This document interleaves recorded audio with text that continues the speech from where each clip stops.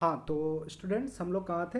Henry's law complete कर लिया था हमने। हेनरी लॉ का स्टेटमेंट, हेनरी लॉ का ग्राफ, हेनरीज कांस्टेंट, के एच और हेनरी का काई का वैल्यू क्या करने से क्या होता है, के एच और टेम्परेचर के बीच में रिलेशन। अब है एक टॉपिक एप्लीकेशन हेनरीज लॉ। चलो एक आज के लिए आपको एक बहुत ही शुभ समाचार बता देता हूँ। जैक बोर्ड में 2020 इस चैप्टर से एक क्वेश्चन फिक्स। इस चैप्टर क्या, इस वीडियो से एक चैप्टर फिक्स। क्या है सर क्वेश्चन, अभी ही बता दो। क्वेश्चन है state Henry's law. Henry law का स्टेटमेंट लिखिए। तो आप खाली स्टेटमेंट लिख के नहीं आना, स्टेटमेंट लिखना, उसका कांस्टेंट क्या क्या वो लिखना, ग्राफ बनाना, केज का वैल्यू क्या, मतलब केज का मतलब क्या होता है, उसका मतलब क्या होता है, ऐसा यूनिट लिख देना सब। इसी में लिखा हुआ रहेगा right any two application of Henry's law. Right any to application of Henry's law. Henrys law का सर को दो एप्लीकेशन भी लिखना है। तो क्वेश्चन ऐसा आएगा, जैकबोर्ड 2020 या 2021 के लिए दे रहे हो ना? हाँ, तो 2021 कर लो। State Henry's law and write any two application of Henry's law. Application मतलब यूज कहाँ करते हैं अपन डेली लाइफ में हेनरीज लॉ का? अरे ये तो याद ही है, सोडा, पानी, कोका कोला, एक स्कूबा डाइवर और एक ऊपर जाने से नाक में खून आ जाता है। ठीक है, ऊपर जाने मतलब माउंट एवरेस्ट में जाने से। तो चलो तीनों चीज़ देखते हैं। सबसे पहला यूज हेनरी लॉ का, इंडस्ट्रियल यूज, मतलब इंडस्ट्री में यूज होता है हेनरी का कानून। कैसे? To increase the solubility of carbon dioxide in soft drink and soda water, bottle is sealed under high pressure. देखो ये है तुम्हारा, मान लो ये कोई ड्रिंक है, मान लो ये पेप्सी का कोई बोतल है, ठीक है। तो ये पेप्सी का ये जो तुमको कैप दिख रहा लाल कलर का है ना, ये जो दिख रहा ना, इस पे प्रेशर लगाया जा रहा है। क्या लगाया जा रहा है? प्रेशर। इससे प्रेशर लगाया जा रहा है ना। तो ये जो कैप है इसको बहुत हाई प्रेशर पे, बहुत ज़्यादा हाई प्रेशर पे हम लोग फिट करते हैं। क्यों सर हाई प्रेशर पे फिट करते हैं? अगर प्रेशर ज़्यादा होगा, प्रेशर क्या होगा? ज़्यादा होगा, तो सोल्यूबिलिटी भी गैस का क्या हो जाता है? ज़्यादा हो जाता है। ये याद रखना, क्योंकि pressure is directly proportional to solubility. जितना ज़्यादा प्रेशर लगाओगे उतना ज़्यादा गैस सोल्यूबल होगा। तो इसमें कौन सा गैस है? Carbon dioxide. तुम लोग देखे होगे, अगर अरे यार अगर तुम ड्रिंक पी रहे हो, मतलब soft drink, not hard drink, मतलब कोका कोला, स्प्राइट, ये सब, तो उसका अगर गैस ही निकाल दो, कार्बन डाइऑक्साइड ही निकाल दो, तो फिर पीने में मज़ा नहीं है ना। तो वो फ्लेवर डालता है कार्बन डाइऑक्साइड, ठीक है। तो क्या कारण है कि कार्बन डाइऑक्साइड पूरा अच्छी तरीके से घुला हुआ रहता है कोक में? कारण है हाई प्रेशर। बहुत ज़्यादा प्रेशर अपन लगा करके सील करते हैं उसके ढक्कन को। अब यही कारण है कि जैसे ही इस ढक्कन को खोलते हैं अपन, जैसे ही इस ढक्कन को क्या करते हैं? खोलते हैं, है ना। ये ढक्कन बंद है, ये ढक्कन को मैंने खोल दिया, तो जैसे ही ढक्कन से खोला तो बाहर क्या निकलेगा? कार्बन डाइऑक्साइड निकलेगा। क्यों? क्योंकि प्रेशर कम हो गया था।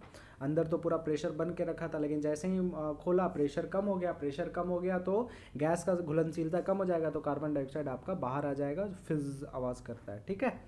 तो पहला इसका यूज़ कहाँ है? इंडस्ट्रियल यूज में। सर इसको थोड़ा हमको ईजी लेमन लैंग्वेज में लिखवा दे। What do you mean by lemon language? देखो ये एक इडियम है, इंग्लिश में मुहावरा है लेमन लैंग्वेज। लेमन लैंग्वेज का मतलब ये नहीं होता है कि नींबू भाषा। लेमन लैंग्वेज का मतलब होता है मीनिंग ईजी लैंग्वेज। सर ऐसा लैंग्वेज जो दूसरी क्लास का जो बच्चा है वो भी लिख ले, है ना।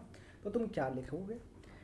पहला एप्लीकेशन में दैट सोडा बॉटल्स, ये लिखना है तो ये पूरा लिख लेना, ये किताबी भाषा है। और मैं जो लिख रहा हूँ वो लेमन लैंग्वेज है। सोडा बॉटल्स कॉमा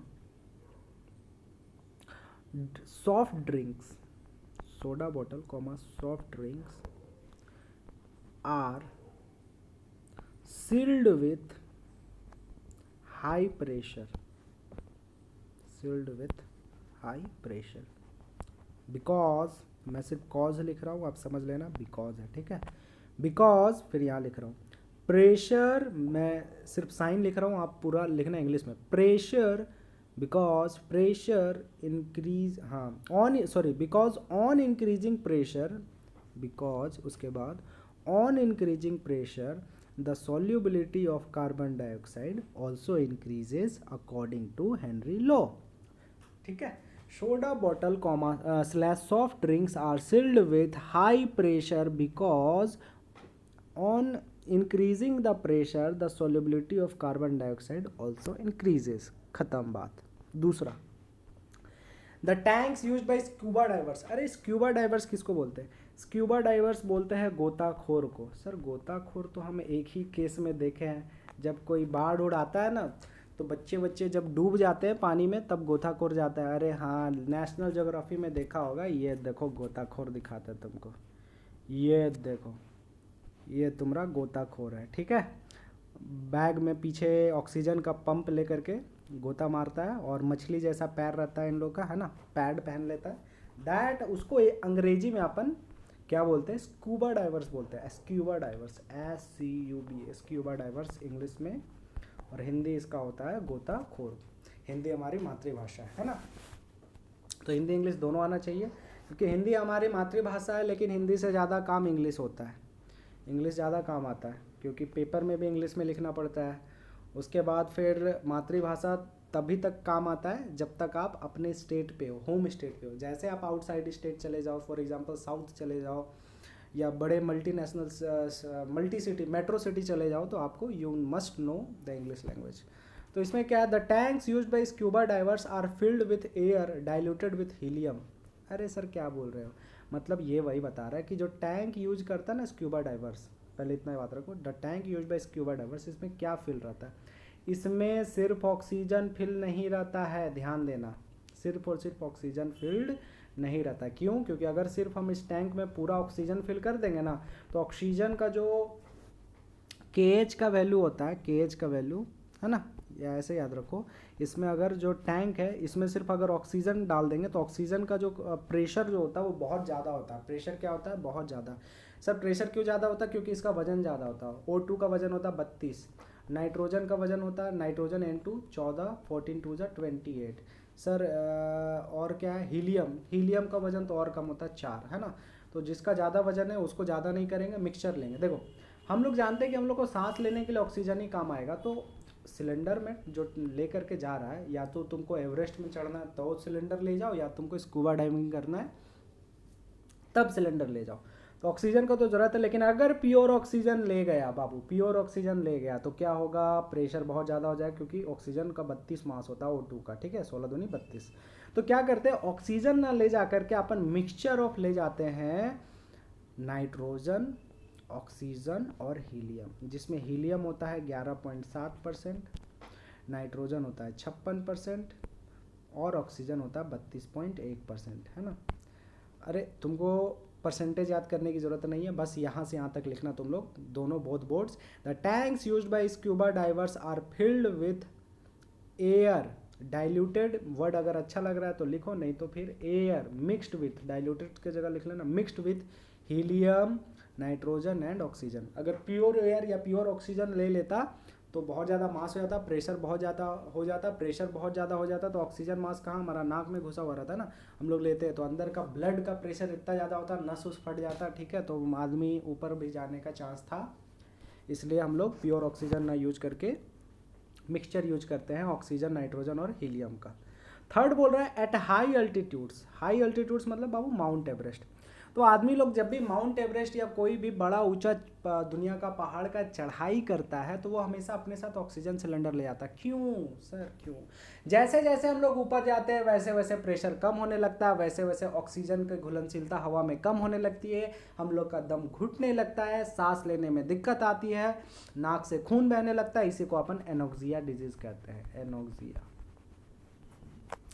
अरे ये बताओ, हम लोगों को गर्मी के दिन में ही नाक से खून क्यों गिरता है? Why there is nose bleeding always in summer, why it doesn't occur in winter? पहला क्वेश्चन। सर समर में टेम्परेचर ज़्यादा हो जाता है। सर समर में टेम्परेचर ज़्यादा होता है, KH का वैल्यू ज़्यादा हो जाता है, KH का वैल्यू ज़्यादा है तो सोल्युबिलिटी कम हो जाता है। किसका सोल्युबिलिटी? सर गर्मी के दिन में ऑक्सीजन की घुलनशीलता हवा में कम हो जाती है, जिसके कारण हमारा शरीर खून जो है ऑक्सीजन नहीं ट्रांसपोर्ट कर पाता है, तो इसलिए नोज से ब्लीडिंग होने लगती है। बस ये याद रखो। ये देखो, ये बंदा जो है वो माउंट एवरेस्ट चढ़ने का कोशिश कर रहा है ना। ये सर लाल लाल क्या दिखा रहा है? पहले तो इस पिक्चर का दो महत्व था, हम तुमको दिखाना चाहते हैं कि स्क्यूबा डाइवर्स इन्हीं लोग को बोलते हैं, गोताखोर को। दूसरा प्रेशर, क्या बोलते हैं? प्रेशर, है ना, ध्यान रखो। प्रेशर का थोड़ा कंसेप्ट समझाते हैं, वो भी लिक्विड का प्रेशर का कंसेप्ट। ये मान लो कोई बॉटल है और पानी है इसमें, ठीक है, पूरा पानी भरा हुआ मान लो, हमने दो जगह छेद किया, होल किया, एक यहाँ पर और एक यहाँ पर, तो जाहिर से बात है जो नीचे वाला जो पानी है वो दूर तक जाएगा, ठीक है, और जो ऊपर वाला पानी वो सामने गिर जाएगा। तो इससे क्या पता चला कि जब भी टंकी हो या कुछ भी चीज़ हो या डैम हो, जैसे जैसे अपन नीचे जाते हैं वैसे वैसे प्रेशर बढ़ जाता है, नीचे जाने से प्रेशर बढ़ जाता है, ठीक है, ऊपर जाने से प्रेशर कम हो जाता है, ये याद रखना। नहीं आता है, बचपन का 6 क्लास का एग्जाम्पल है, 6 क्लास में आप लोगों को किताब उताब करके दिया, बोतल में पानी भरो, एक ऊपर में छेद करो, एक नीचे में छेद करो, देखना नीचे वाला जो छेद किए जहाँ होल्स है उसका वाटर बहुत दूर जा करके गिरता है ना। तो this experiment reveals that the pressure increases on going down, ठीक है, नीचे जाने से प्रेशर क्या होता है, बढ़ता है, और ऊपर जाने से प्रेशर कम होता है। तो स्कूबा डाइवर है, अब स्कूबा डाइवर है, गोताखोर है, तो पानी के नीचे जाएगा, पूरा पानी के नीचे जाएगा तो प्रेशर ज़्यादा आएगा। अब प्रेशर ज़्यादा आएगा, ऊपर से ऑक्सीजन ज़्यादा मास वाला ले रखा है, तो जाहिर से बात है ब्लड प्रेशर बहुत ज़्यादा बन जाएगा ना, ब्लड प्रेशर इतना ज़्यादा हाई होगा कि नस उस फटने का चांस हो जाता है। तो इसलिए स्कूबा डाइवर प्योर ऑक्सीजन न ले जा करके क्या करता है, मिक्सचर ले जाता है, ऑक्सीजन, नाइट्रोजन, हीलियम, ये सब फालतू वालतू चीज़ का, है ना। ये जो पर्वतारोही है, माउंटेनियर है, इसको शौक चढ़ा है माउंट एवरेस्ट जाने का। तो पूरा मास्क उसका अपने साथ ऑक्सीजन सिलेंडर इसलिए ले करके गया क्योंकि जैसे जैसे अपन हाइट पे जाते हैं तो हाइट पे जाने से प्रेशर कम हो जाता है, प्रेशर कम हो जाएगा तो गैस की घुलनशीलता कम हो जाएगी, सांस लेने में दिक्कत होगा, नोज ब्लीडिंग होने लगेगा, this is known as anoxia, वही लिखा हुआ है। At high altitudes partial pressure is less than ground level. Due to this our body oxygen level decreases, हमारा बॉडी का ऑक्सीजन लेवल डिक्रीज हो जाता है जिसके कारण वीकनेस होने लगता है, नोज ब्लीडिंग होने लगता है, जिसको एनोक्सिया कहते हैं। तो यही आपका एप्लीकेशन था क्या, हेनरीज लॉ का, ठीक है। इन टेक्स्ट क्वेश्चन, तो इन टेक्स्ट क्वेश्चन तो सबसे पहले ध्यान रखना कैसे करते हैं, इसके लिए आपको सिर्फ और सिर्फ दो बातें ध्यान रखनी है। एक फॉर्मूला क्या है, उसी फॉर्मूला पे इसका सारा क्वेश्चन बनेगा। P इज इक्वल टू के एच इंटू काई, P इज इक्वल टू के एच इंटू काई। जनरली हेनरीज कांस्टेंट का वैल्यू तुमको हमेशा दिया हुआ रहता है। काई क्या है, मोलालिटी है, काई क्या है, मोलालिटी है, काई क्या है, मोलालिटी है, P क्या है, प्रेशर है। तो क्वेश्चन नंबर 1 में क्या बोल रहा है, हाइड्रोजन सल्फाइड एक टॉक्सिक गैस है जिसका सड़ा हुआ अंडा की तरह स्मेल आता है। इफ़ द सोल्युबिलिटी इज इतना मोलालिटी, तो हाइड्रोजन सल्फाइड का सोल्युबिलिटी दे रखा है ना, काई दे रखा है, और पूछ रहा है कि कैलकुलेट हेनरीज कांस्टेंट, हेनरी का कांस्टेंट पूछ रहा है।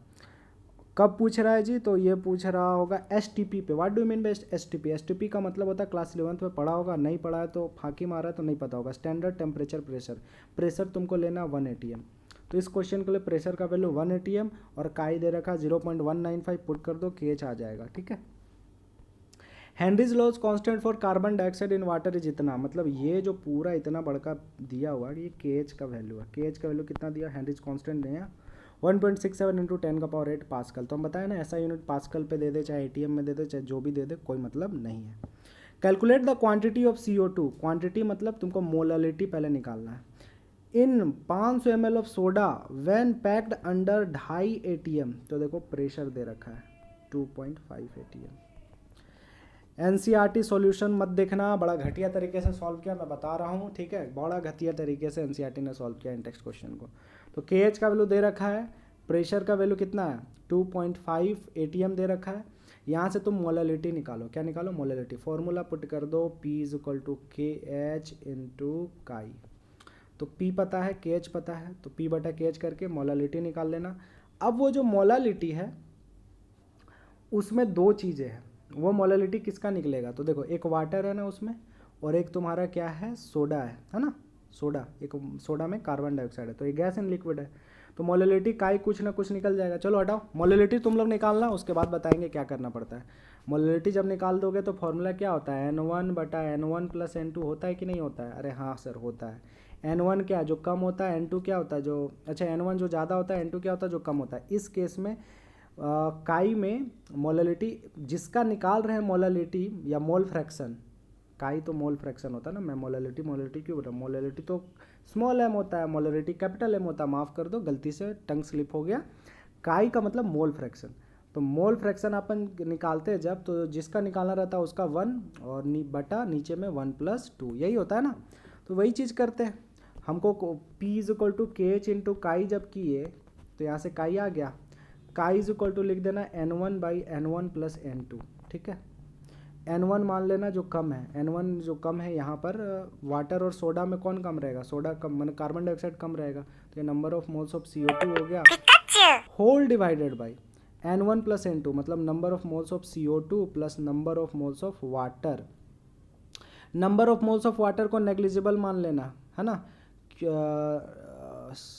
सर कैसे मान लेते, चलो थ्योरी बता ही देते हैं। देखो होता है क्या, जब भी तुम लोग कभी भी क्वेश्चन सॉल्व करेगा हेनरीज लॉ का, और जब भी तुम्हारा के आ जाएगा, मतलब काई आ जाएगा मोलरिटी, तो उसका फॉर्मूला क्या होता है N1/N1 प्लस N2। और चूंकि ये क्वेश्चन जो है वो गैस एंड लिक्विड के लिए है, तो ध्यान देना अगर कभी भी एक चीज़ वाटर है और दूसरा चीज़ कोई गैस है, तो मान लो N1 जो है कार्बन डाइऑक्साइड हो जाएगा, हाइड्रोजन सल्फाइड होगा, नाइट्रोजन हो जाएगा, कोई ना कोई गैस रहेगा, और N2 क्या रहेगा, वो तुम्हारा वाटर रहेगा। N2 number of mole of 2, मतलब पार्ट 2 जो है वो वाटर है। तो हमेशा काई इज इक्वल टू क्या लेना, काई इज इक्वल टू लेना N1/N2। सर ऐसा क्यों, देखो पानी का मात्रा इतना ज़्यादा होता है और कार्बन डाइऑक्साइड का मात्रा इतना कम होता है कि दोनों का सम पानी के बराबर ही आता है। सर कैसे, मान लो ना काई2 जो है वो मान लो 1,00,000 लीटर है, सपोज दैट 1,00,000 लीटर, ये कितना हुआ रे 10,000 हुआ ना, और 1,00,000 लीटर, उसमें काई2 नहीं N2, number of moles of water कितना है 1,00,000 है, ठीक है। और number of moles of carbon 1,00,000 litre में मान लो कि एक लीटर कार्बन डाइऑक्साइड अपन डाले है ना। जाहिर सी बात है कार्बन डाइऑक्साइड की मात्रा बहुत कम होता है, तो यहाँ क्या हो जाएगा 1,00,000 में जब एक जोड़ेंगे तो 1,00,000 एक का आएगा, तो उससे अच्छा तुम उसको 1,00,000 मान लो ना, राउंड फिगर बता रहे। तो जब भी आएगा तो N1/N2 मान लेना। काई हमको पता था, क्या काई पता था, N2 हमेशा ध्यान रखना, आज के बाद ये रट लो, MCQ में भी आता है, रट लो ये MCQ में भी आता है कि मोललिटी ऑफ वाटर क्या होता है। सर मोललिटी ऑफ वाटर जो है वो फटाक से याद कर लो, या मोल फ्रैक्शन जो भी बोलो, तो मोललिटी ऑफ द वाटर आता है 55.55 ग्राम, ये याद रखना। Molality of water is always equal to 55.55, है ना। तो अपन काई तो निकाल लिया था, और यहाँ पर क्या था N1/N2 था, N2 की जगह 55.55 पुट कर देना, ठीक है। काई पता था, P इज इक्वल टू काई एच से काई निकाले थे, N1 का वैल्यू आ जाएगा तुम्हारा। नहीं समझ में आ रहा होगा तो हमको लग रहा है आप लोगों को नहीं समझ में आ रहा है, तो नेक्स्ट वीडियो बना देंगे, उसमें हम लोग वेपर प्रेशर, रोल्स लॉ और इसका न्यूमेरिकल करेंगे, है ना। टाइम की कमी है, चलो।